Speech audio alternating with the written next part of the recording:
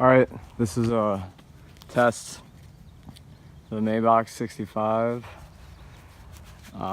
Everything, all parts are sourced by Go Power Sports. I am a mechanical engineer, and I did some rigorous calculations and pretty much crammed a massive 212cc with torque converter into this little ATV. And now this is not level ground, it's at probably a 3% grade. I'm going to attempt to pull a old 2004 Ford Taurus.